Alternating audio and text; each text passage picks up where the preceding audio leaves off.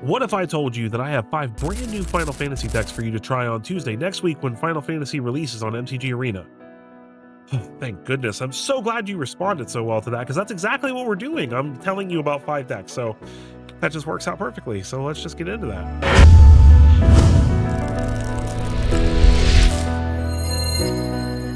Alright, so we have our first deck, which is going to be Jodah Humans in Final Fantasy Standard. And for those of you who've been watching me for any length of time, you know how much I love Jodah the Unifier.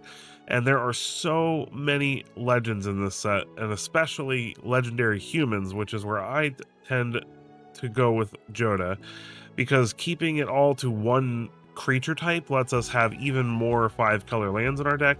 So for those of you who don't know what Jodah the Unifier is, he is a 5-color 5/5 for 5 mana that says legendary creatures you control get +X/+X, where X is the number of legendary creatures you control. So if you control 3 legendary creatures plus him, you get everything gets +4/+4. So it's just a massive anthem as soon as he enters the battlefield. And then if just playing him with your current board isn't enough to destroy your opponent, whenever you cast a legendary spell from your hand, exile cards from the top of your library until you exile a legendary non-land card with lesser mana value, and you may cast it without paying its mana cost. So you basically get to cascade into another legend and grow the board even more, and it's just absolutely insane. So Jodah has always been a really fun archetype for me, and we got a lot of sweet new cards from the new set, so we'll go over them. So the first one is Zac Fair. Now, I am still playing a single copy of Skrelv because I really like the protection from Skrelv, and I like that it's free if we need it to be.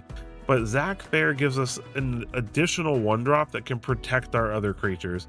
He's a 0/1, he enters with a +1/+1 counter, so he's a 1/2, and you can pay 1 mana, you don't have to tap him or anything, to sacrifice him and give a creature indestructible. That creature gets his counters, and if he has an equipment, which we don't play equipments in this deck, those would also get attached to the creature. So he grows a creature and protects it for 1 mana, which is pretty sweet. So that really ups our count of creatures that can protect our board and protect our creatures. We've got Skrelv, we've got 2 copies of Zac Fair, we've got Jarina, Dauntless General, that can give everything hexproof and indestructible, a single copy of Malira, which can protect everything. So very, very diverse and strong suite of cheap cards that can keep our creatures safe. Now, what I really like about this set is how much lifelink we get. One of the things I've really been missing about Jodah since the last rotation is the loss of Dennick Pious. I can't remember. Dennick was a 2/3 though with lifelink for 2 mana, and Hope S-Time doesn't do exactly the same dance, as he's only a 2/2, but it's kind of interesting because at the beginning of your end step, each opponent mills X cards, where X is the amount of life you gain this turn. So there could be sometimes games where we can kind of just like mill our opponent out of good stuff because we do have a lot of lifelink in the deck. That's not really how we're trying to win, though. It's just really nice to have that extra lifelink, especially when we're pumping it up in the future with other things that we'll show you. And just gaining a ton of life, it gets us ahead of those mono red mouse decks, it gets us ahead of those Corey decks, and it's just really sweet. The other lifelink card that we're getting new here is Aerith Grainsborough. So it's a 3 mana 2/2 lifelink, but whenever you gain life, she gets a counter, and then when she dies, you put X +1/+1 counters on each legendary creature you control, where X was the number of counters on her. So it's just a really sweet card. It also works really well with Helana Elena in the deck, putting counters on things, and just super sweet card. We also get Joshua, Phoenix's Dominant, which is very, very awesome. It's a really good body. It's a 3/4 for 3 that lets us loot, which means that we can get rid of cards that we're not needing so much and find better ones, hopefully. Lightning Army of 1 is also pretty sweet. Just the additional lifelink and first strike in the deck, and then especially when we have things like Jodah and Helana and Inti and Sarah popping off and just pumping her up. Tons and tons of life gain. The trample super relevant, and then she has an ability called Stagger. Whenever lightning deals combat damage to a player until your next turn, if a source would deal damage to a player or permanent that player controls, it deals double that damage instead. So she manages to connect with your opponent during the first strike phase. All your non-first strike creatures are going to deal double damage when they hit, which is just insane. So Lightning Army of 1, very, very sweet include in this list. Lock Hole, another lifelinker. Like, just look at all this lifelink we get in this set. Just insane. So many sweet lifelink cards. Not to mention that Phoenix over here, if you flip him, he also gains lifelink and kind of like mini lightning helixes the opponent. So just so much lifelink. So I don't think we're getting run over by mice decks anymore. We're definitely going to be able to outrun other aggressive decks, since this is an aggro deck, but it's still slower than something like mono red. But it's definitely one of those decks where once we get to 5 mana and we drop a Jodah, the game is pretty much over if the opponent doesn't have an answer immediately. So anyway, Lock Pull also has lifelink, but Death Touch too, so it's easy to get through with him. And then whenever he deals combat damage to a player, draw a card, then discard a card. So very sweet ability there, and just giving us something that, you know, our opponent doesn't want to block is pretty sweet. Rufus Shinra is pretty cool because it's a 3 mana 2/4, which is not bad already, but then whenever it attacks, you get a legendary 2/2 white and black dog named Darkstar, and that token triggers Combo, and it also is legendary, so that token counts towards the count of legendary creatures for Jodah, which is very awesome. It also counts towards the count for SephAristocrats, which is an incredible card in this set. A 3 mana 2/2, the first legendary creature spell you cast each turn costs 2 less to cast. At the beginning of combat on your turn, if you control 2 or more other legendary creatures, you may transform SephAristocrats. Very, very sweet ability. She flips over into this enchantment that keeps that first legendary cost 2 less, but then she buffs all your legendary creatures by 2. So, I mean, you go Zach Fair into Hope, or Zach Fair into Malira, or, you know, any other 2-drop, and then into Sarah, and they don't have an answer to her right away. She flips at the beginning of combat, pumps up your other 2 creatures. And then on subsequent turns, you're casting Halana, Elenas, and Urtais and things like that for, you know, super discounted price, and it just works out to be really awesome. So a really cool new legendary include here. Also really love the character from Final Fantasy 13. Is a very, you know, I like that I get to play a lot of Final Fantasy 13 stuff in here too, kind of. We've got a single copy of Shauna. Sirach, Elusive Hunter for drawing. Urtai Resurrected is going to be our highest copy count because the removal and counter aspect of Urtai is just unbelievably useful. And there are games where we just go 1, 2, 3 and then hold up Urtai until they try to board wipe, and then we counter the board wipe and they lose. So very sweet card. Playing 4 copies of Animus Might is our removal of choice because this can hit planeswalkers and creatures, and it deals a ton of damage for 1 mana. 2 copies of Relic of Legends to help us kind of chain through and cast lots and lots of cards in our deck, all in 1 turn, because Relic of Legends lets us tap our legendary creatures, whether they're summon sick or not, for mana, which is pretty sweet. Our mana base is 4 Cavernous Souls, 4 Plaza of Heroes, 2 Secluded Courtyards, 4 Starting Town, and then a bunch of fast lands, mostly ones that produce green, so that we can cast our Animus Mights, and then a couple of basics, just so that if we have somebody demolition fielding our lands, we have something to fetch. And that is Jodah Humans in Final Fantasy Standard. This deck is super sweet. I cannot wait to play this on day 1. I hope you're excited about it. Let's move on to the next deck. All right, this next deck is just silly but crazy, and I have no idea exactly how it's going to work, but I'm really excited to try. It's called Selesnya Turtle Surprise in Final Fantasy Standard.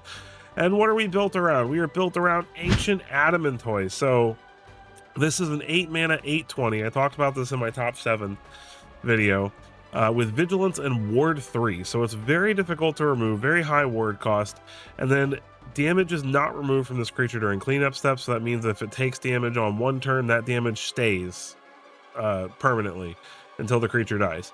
All damage that would be dealt to you or other permanents you control is dealt to this creature instead. So this is basically like, hey, here's an extra 20 life for 8 mana if they can't remove it. And then when this creature dies, exile it and create 10 tapped treasure tokens. So huge ramp that you get from this.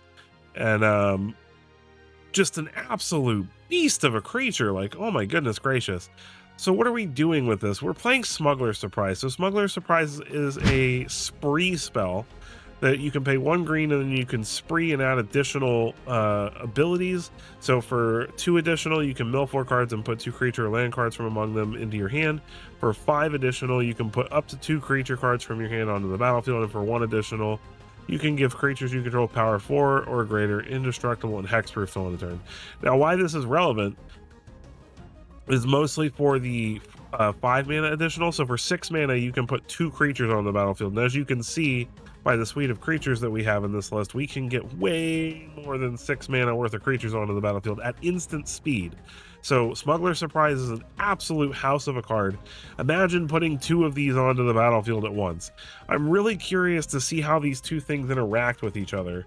I think you would just pick which one gets the damage. I'm not 100% sure. But regardless, even if you don't have 2 of them, just one of them is enough. Combined with something like Vaultborn Tyrant or Overlords or what have you, just putting a huge amount of power and toughness onto the battlefield and making it almost impossible for our opponent to kill us. And then just for some shenanigans, I'm also running 4 Scroll Shift in the list because we can Scroll Shift our Overlords to get them off of Impending. So for 3 mana, we can draw a card and blink at instant speed one of our Overlords to get an additional ETB and block. Same thing with like Vaultborn Tyrants and Bloomvine. So everything in the deck really cares about ETBs so that we can take advantage of Scroll Shift as much as possible. But what's really cool is that we can basically reset the Tortoise because that damage doesn't come off of it during our cleanup steps. So it stays permanently. So when he starts to get low on health, boom, Scroll Shift. Basically 3 mana, gain 20. Absolutely insane. It's also great at protecting him, so they go for the throat, they pay 5 mana for it, then we Scroll Shift it and they're still stuck in the same position they were. We draw a card. It's just golden. So this deck is just, I think this deck is going to be hilarious. So again, we're kind of supporting the deck with ramp in the form of Bloomvine Regent, Glimpse the Core, and Encroaching Dragonstorm. We're playing an Overlord of the Hauntwood, so we've got a lot of ramp in the deck, and it's all non-creature ramp, so that we can afford to play some Day of Judgments and some Sunfalls to keep the board clear, at least until we can get to Smuggler Surprise. I am considering swapping Sunfall for Ultima to deal with Corey Steelcutter decks, but I'm still not 100% sure I'm sold on the whole ending the turn during my turn thing. So we'll have to see. I do like Ultima, but I just really hate that if I have enough mana to do extra stuff during my turn, that the turn just ends. So I'm still kind of stuck with Sunfall in my personal opinion. As far as removal goes, we are running some Heritage Reclamations to deal with artifacts and enchantments, some Get Lost to deal with basically anything we need to deal with, and that is the deck. So this deck is super spicy, and I cannot wait to slam some gigantic turtles on the battlefield and watch my opponent despair at how they're going to get through all that life that we basically get from these Adamantoises. So let's move on to the next one.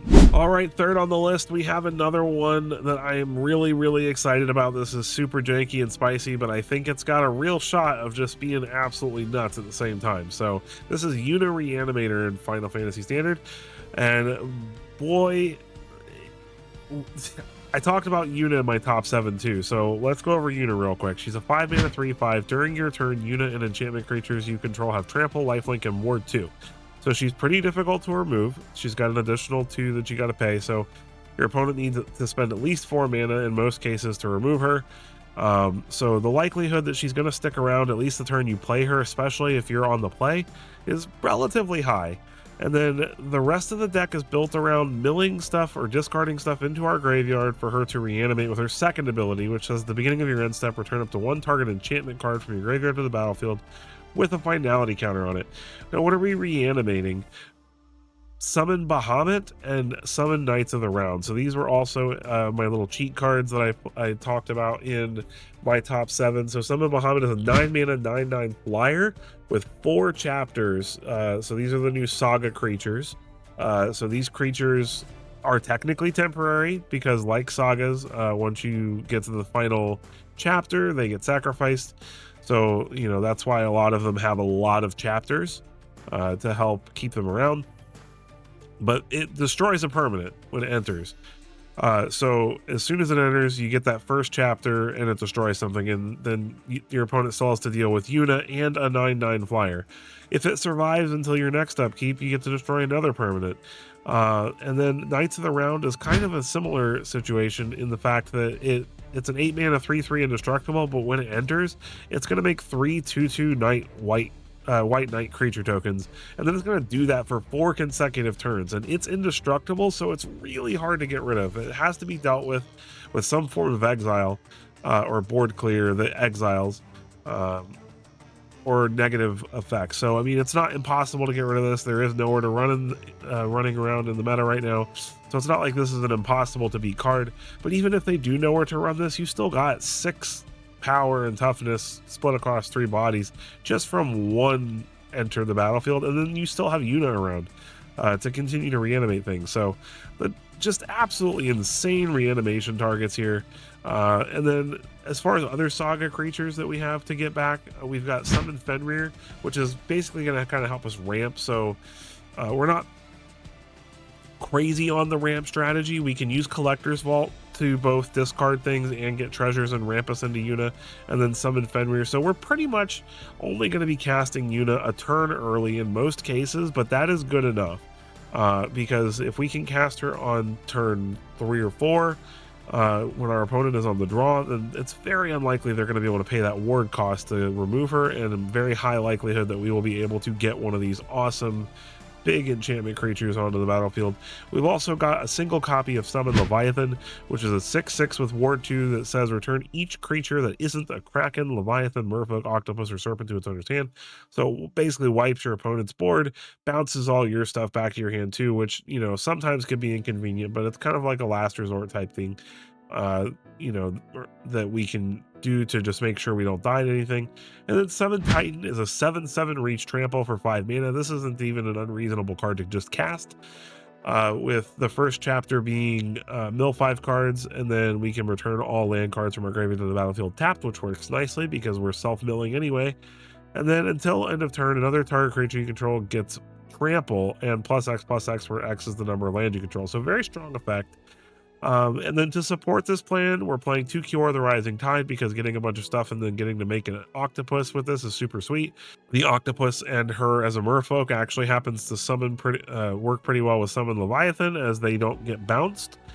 So we get to keep Kiora and our octopus that she makes, which is pretty sweet. And then we're also using 4 copies of Cash Grab, 3 steps ahead to draw and discard, and 2 copies of Dredger's Insight, and then Collector's Vault as our main discard outlets. So plenty of ways to get stuff into the graveyard for Yuna. And then we're playing the full 4 copies of Yuna to make sure that we can consistently hit her. Then as far as removal goes, we are playing 3 copies of Get Lost, 2 copies of Heritage Reclamation, 3 steps ahead for counters, and then 2 Spell Pierces as well to help protect our stuff. And that is Yuna Reanimator. And boy, this deck looks like a lot of fun too. I'm really excited for this. Just to go over, I'm on just to give you a heads up, on Tuesday of next week when the set releases, I will be doing a special stream. Instead of my normal weekly live stream on Wednesday, I will be doing it on Tuesday. I'll be doing it a little bit earlier in the day, so probably around 5:30. And streaming a little bit later into the night. So keep your eyes out for that stream, where I will be playing all these decks and more. But with that, let's get on to the 4th one. All right, my 4th deck for you is a little bit of a pun, called SephAristocrats. So it's an Aristocrats deck based around Sephiroth, Fabled Soldier. So a little bit of a fun pun there. But this deck is actually really sweet, and I think it's quite competitive as well. It's very low to the ground, and just really good at just drawing your opponent into a game of attrition. So what are we doing? So Sephiroth is a 3-mana 3/3 that says when Sephiroth enters or attacks, you may sacrifice another creature. If you do, draw a card. Whenever another creature dies, very important piece of text that I don't think a lot of people realize is this is not just your stuff. Whenever another creature dies, target opponent loses 1 life and you gain 1 life. And then if this is the 4th time this ability is resolved this turn, transform Sephiroth. That may seem like a lot to ask, but it's really not. Especially when you have so many ways to sacrifice things in this deck already. Not to mention combat with your opponent and whether or not they block your stuff or they lose their own things in combat against you. So this is not hard to flip, in my opinion. But it's also, just like I said, really important. I don't think a lot of people realize that this says whenever another creature dies, not just another creature you control dies. So it doesn't work like LSL Core, where it has to be something you control. It's whenever your opponent's stuff dies too. If they're playing things like Voice of Victory and like Mobilize and stuff like that, you're going to be draining them every time they sacrifice one of those warrior tokens. Or if they're playing as an aristocrat strategy and you get your Sephiroth first, boom, you're already winning. So how are we supporting Sephiroth? We have a free sack outlet in Bartolome del Presidio. Very solid card there. He grows every time we sacrifice something. And then we're also playing 3 copies of Rottenmouth Viper, because Rottenmouth Viper can allow us to basically just trigger Sephiroth right away all by itself. And then they have to deal with a flipped Sephiroth and a Rottenmouth Viper. And like, what do you do against that? Like, it's a lot of removal that you need. And Rottenmouth Viper has a very strong trigger. So basically it's a 5-mana 6/6 that costs 1 less for each thing that we sacrifice. And then whenever it enters or attacks, it gets a blight counter. And then for each blight counter, each opponent loses 4 life unless they sacrifice an on-land permanent or discard a card. That adds up really quickly. It gets incredibly difficult for them to pay for if this sticks around for even a turn. And just an absolutely solid card. Now, as far as things that we want to sacrifice, we've got 4 copies of the new Dwarven Castle Guard. This is a 2-mana 2/1 that leaves behind a 1/1 colorless hero token when it dies. Greedy Freebooter, which is a 1/1 that leaves behind a treasure and lets us scry when it dies. Nesting Bot, which leaves behind a 1/1 when it dies. Sanguine Evangelist, which leaves behind another 1/1 when it dies, but also creates a second body when it enters. And it also happens to just pump the board if it sticks around. Voice of Victory, which creates 2 warriors that we can sacrifice to Rottenmouth Viper after combat. Enduring Innocence, which we can sacrifice, and then it comes back and still lets us draw cards. And then yeah, so those are all really sweet cards to sacrifice, because they all do double duty. You sacrifice them to Sephiroth to draw cards, drain the opponent, and then you still get a creature back out of it. Or you sack it all to Rottenmouth Viper, and then you still have a full board of stuff, because everything you sacrificed created a token of some kind when it died. So very, very sweet synergy there. We've also got 2 copies of Judge Magister Gabron. This is a 2/2 menace that grows whenever something we control dies. So as we're sacrificing stuff, he is also getting bigger. So him and Bartolome are like besties. And I'm so sorry, I forgot to tell you what the other side of Sephiroth does. So once you finally flip Sephiroth, he becomes a 5/5 flyer, and as he transforms, we get an emblem that says whenever a creature dies, target opponent loses 1 life and we gain 1 life. So now we have that effect from the first half permanently, and our opponent cannot interact with that any longer. And then whenever this version of Sephiroth attacks, we can sacrifice any number of creatures, and if we do draw that many cards. So sorry, I should have flipped them over earlier in the deck tech here. But yeah, so that's the goal, is to get to this side, get a 5/5 flyer that, you know, can draw us tons of cards and sacrifice our whole board all at once, drain our opponent for tons and tons, in conjunction with something like LSL Core as well, dealing damage every time something dies. Very, very sweet synergies. We're playing 4 Bitter Triumphs as removal and a single copy of Raise the Past.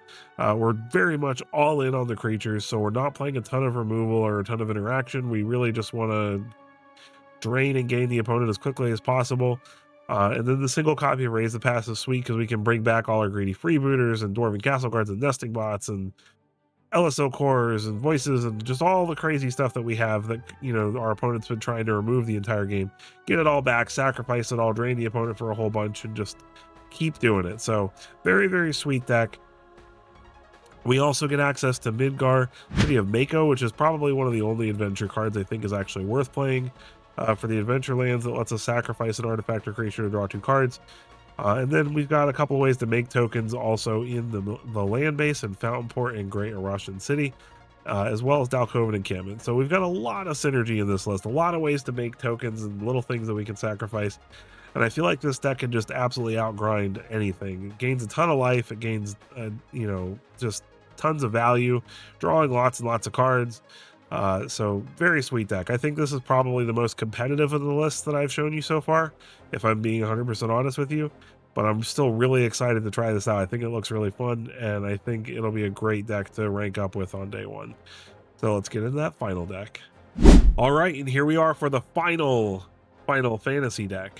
Final, get it? Final fantasy. And it's Bird Tribal. So if you didn't think I was going to build birds, you were wrong. I talked about Choco in my top 7. So if you saw that video, you had to know this was coming. So this is a very simple and straightforward deck.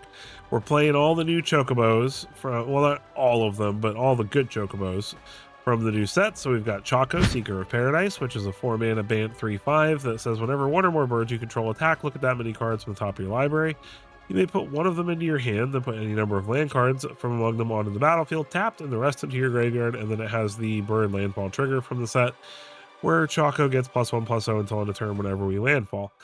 Now, the other birds that we're playing from the set are Saz's Chocobo, which is this one gets a counter whenever we landfall, so it grows exponentially throughout the entire game.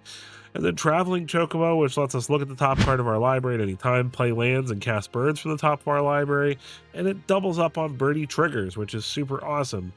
We're also playing 3 copies of Raise a Chocobo, because this gives us a 2/2 green bird with the landfall trigger. And then if we control 4 more birds, we flip it and get a 2/2 black Chocobo, and its landfall trigger gives all of our birds +1/+0. So that's really sweet. We also have Valley Quest Caller, which is not a bird, but it pumps our birds and it lets us scry every time we play a bird. So this is basically our bird anthem to go along with the black Chocobo from the other side of this.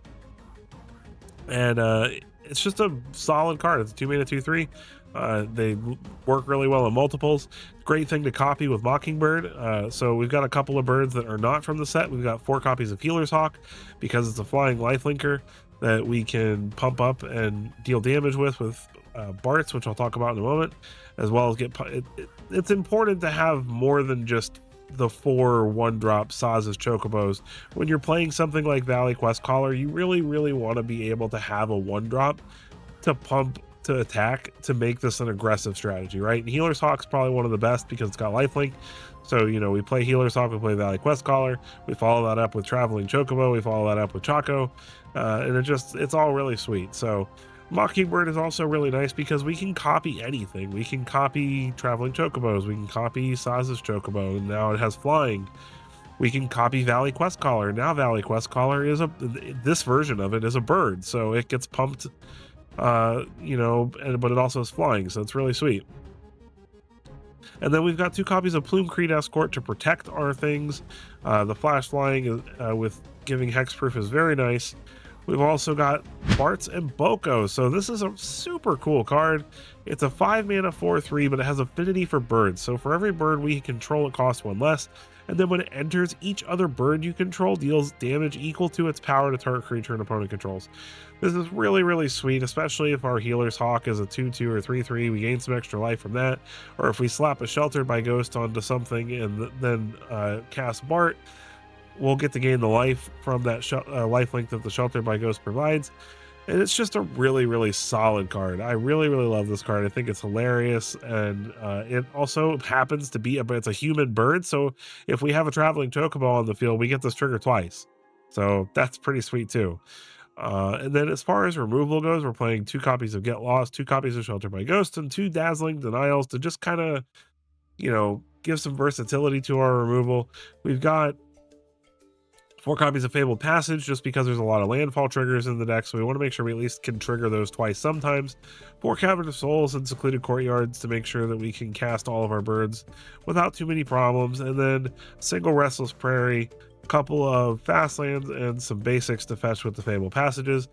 And that is Bird Tribal for Final Fantasy Standard. That is my last deck of the video, so that makes 5 brews that I am really excited to play with, and that I hope you will also be excited to try out. I will leave links to all of these in the description to my Mox field, as well as to each one of these decks, so that you can check them out and load them up into Arena on day 1 and try them out if you were really excited about these as well. If you have any suggestions or things I might have missed or cards that I might not have thought about including in my list, please feel free to drop a comment in the comment section. I'd love to hear from you. I'd also love to hear which decks you are excited about playing that I didn't cover. I'm also going to be leaving a link to the Sev Squad Discord in the description, so if you want to join my Discord community, it's a great place to reach out to me, share deck list ideas with me. If there's something you want to see me play on day 1, that's a great place to join and send me deck lists. And if I think the deck list looks cool enough, I will absolutely play it on stream and give you credit and shout out. So check that out.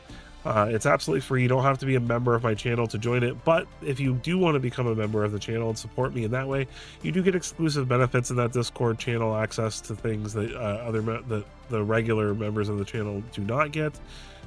So some sweet benefits there.